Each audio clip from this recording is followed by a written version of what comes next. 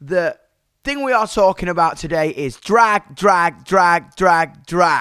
We love. Absolutely, you look amazing. How did you first discover drag? Well, like most people, I started watching RuPaul's Drag Race. Yes. Yeah. But then Love. I thought I couldn't do that because I wasn't a man. So I was like, okay, well, I can't participate. This art form is not for me. But then as I dove more into the art form, I actually discovered a lot of women doing it and like people from different gender identities doing it. And I was like, I can do this.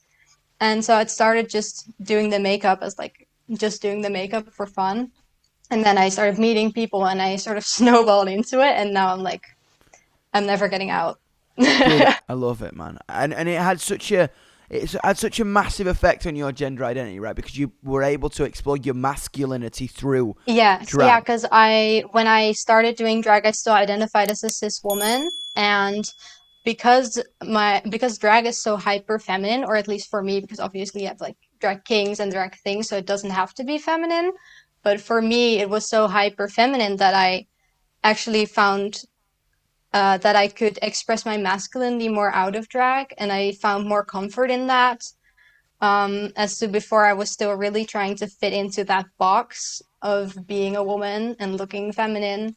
And because drag was so feminine, I felt the freedom to explore my gender more out of drag I as well. love that's beautiful to me. I think with it, I always loved it. I think, as I say, if you look at me and kind of the imagery I based around Yungblud and did everything, I took so much from drag.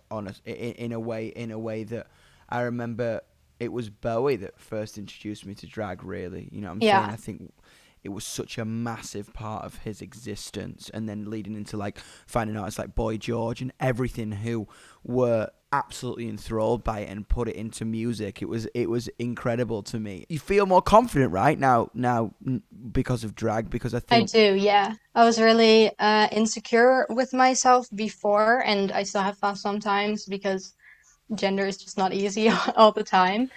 absolutely not.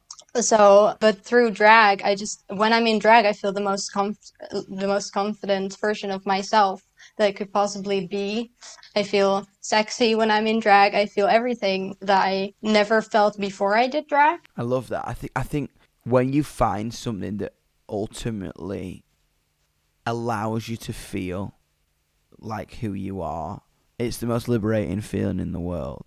And it makes me so happy when I meet people like you who actively went out and found something that liberated them, Yeah. liberated yourself to be like, this is who I am.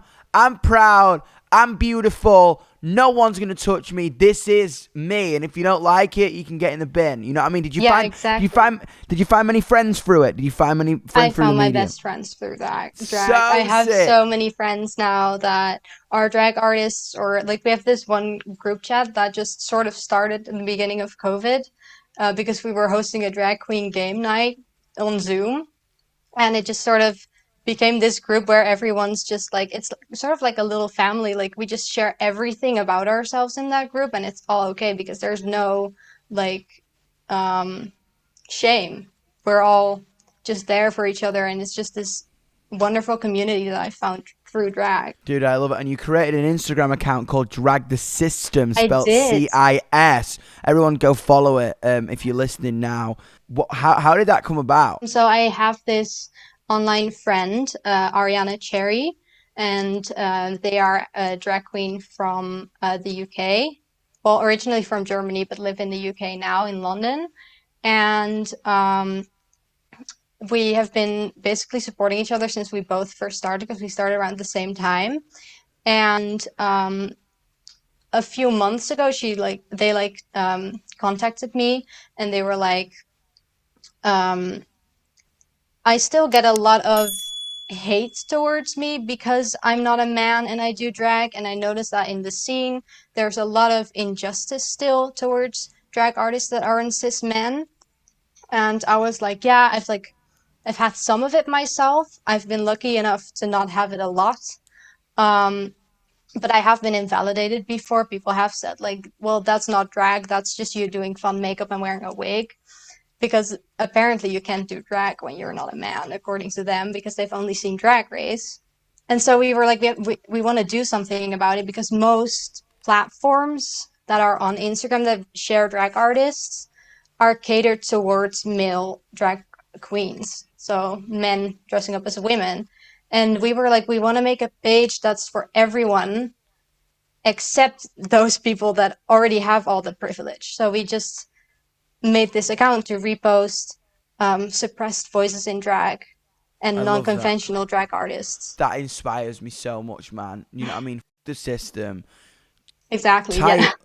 Cut it up, glue it back together in a completely different form. That is what it's all about. That is what Youngblood's about.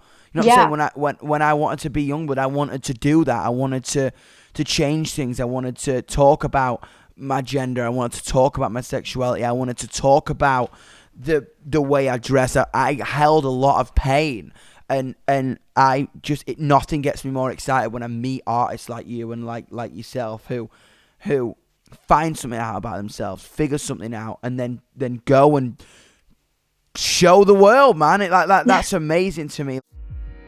BBC Sounds, music, radio, podcasts.